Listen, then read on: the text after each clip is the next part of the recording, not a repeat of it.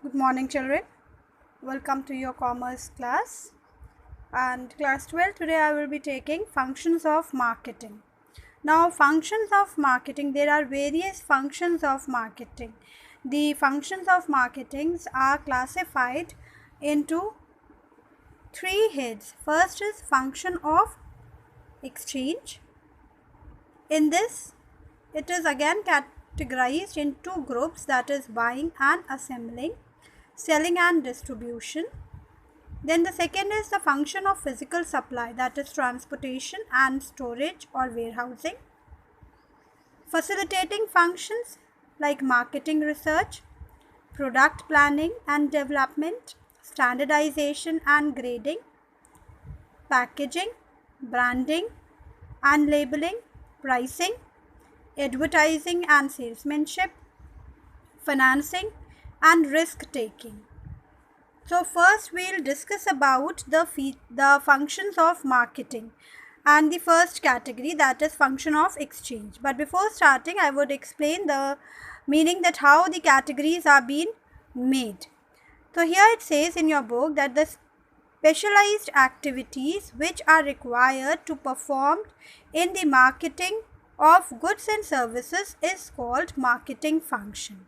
In the first line, it is telling us that all those activities which are being undertaken for the purpose to perform the process of marketing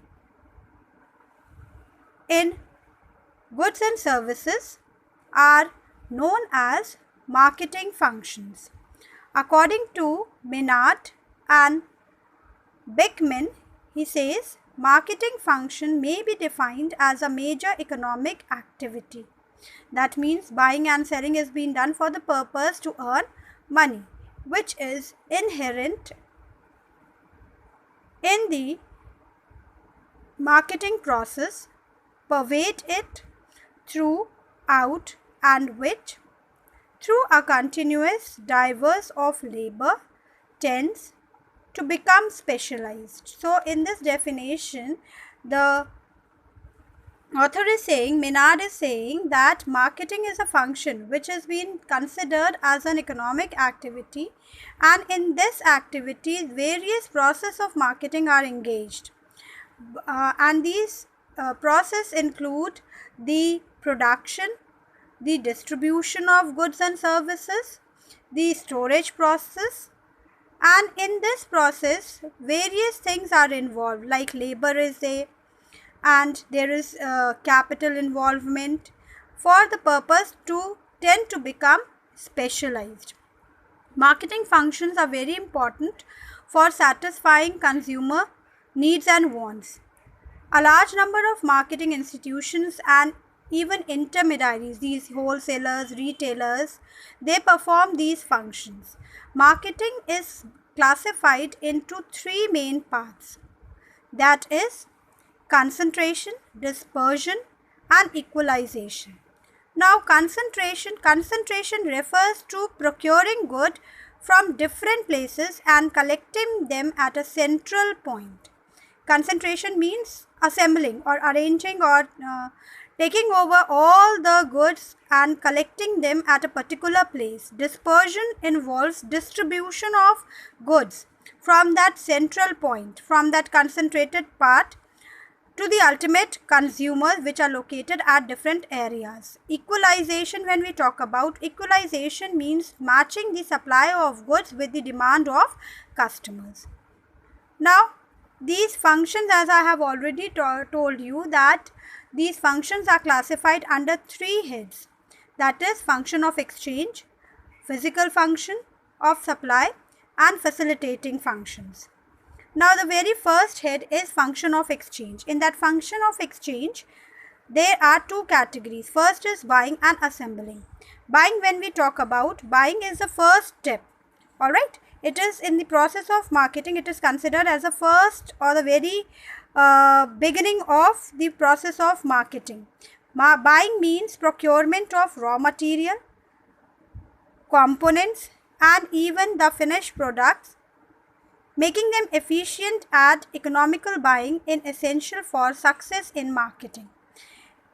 when the raw material, components and finished products are being purchased, they are being purchased at the economical buying, so that it could give success to the process of marketing. Then after this, what is it? Buying involves several other activities such as determination of needs and wants of suppliers, ascertaining the suitability of goods, negotiating the terms of purchase and arranging for transfer of ownership. Alright. Then goods which are purchased through various modes, like purchase through inspection, implies personal examination. Now this is underline these keywords. Now goods are being purchased. Sometimes the question is being asked that what are the process of purchasing the goods. So first is purchasing through inspection. This includes personal examination of the whole lot of goods at the seller's place. This is an expensive and time consuming method. Then the second method of purchase is purchase by sample.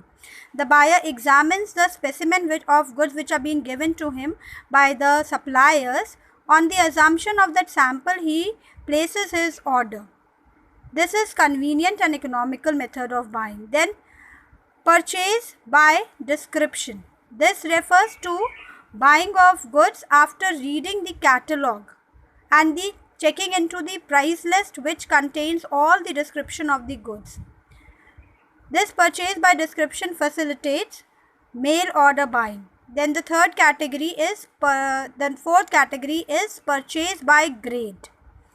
It is also a popular method of buying. In this case, of a standardized and graded product. See, standardized goods, when we talk about standardized goods, are goods which are being differentiated on the basis of their size, shape, color, quality. Distinction is being made and the categories are being divided. When we talk about grading, grading is always being done on the basis of quality. Alright. Then the next point says assembling. Assembling is different from buying. It begins after the goods have been purchased and it involves collection of goods already purchased from different sources at one common place. Assembling means taking the goods which you have purchased, which the buyers have purchased, and placing them at a particular central place from where it becomes easier for them to distribute. Assembling is essential in case of agricultural commodities which are being produced by small farmers at scattered places. Now, there are following advantages which are being given. First, it says assembling reduces the cost of transportation and handling of goods. Then, it permits large-scale selling. It reduces the cost of storage and warehousing. It facilitates financing on a larger scale. It widens the market and enables producers to secure higher prices. It facilitates standardization and grading. It regularizes supplies over a period as trader can adjust supplies according to change in the demand. Then the next category is selling and distribution. Selling is very important task in marketing. Selling is the heart of marketing. As in a human body, a heart is needed which regulates the blood to the whole body, and it is the only organ in the body which plays a very important role, and without our heart a person cannot survive. So similarly in marketing heart is selling. Nothing happens until somebody sells something. The purpose of all marketing activity is to sell goods and services. Selling enables to satisfy the needs of customer. Thereby, its objective is to earn profit. Selling is the process of finding the customers, creating the demand, transferring the goods for value of money. In order to sell its product, a business firm has to perform several functions like informing the buyers, persuading them to buy the product, creating the demand, increasing sales. The firm makes uses of advertisement, salesmanship, publicity, sales promotion for the purpose to provide knowledge and information to the customers. Alright, so this was about the functions of exchange. Now, facilitating functions of supply, the next category, and that also they are two heads, that is transportation and storage and warehousing. So first I'll take transportation. It removes the hindrance of place. Transportation removes, as we talk about of commerce, there are various hindrances in commerce, but when commerce came into existence, these hindrances were being removed. So with the help of transportation, the hindrance of place is being removed, or you can say it creates place utility. With the help of transportation is the physical means of carrying goods from one place to another. It plays a very vital role in marketing. It serves as a link between the producer and the consumer who are located at different places. See, here it is defining. It creates place utility by carrying the goods from the place of production to the place of consumption. It helps in widening the market.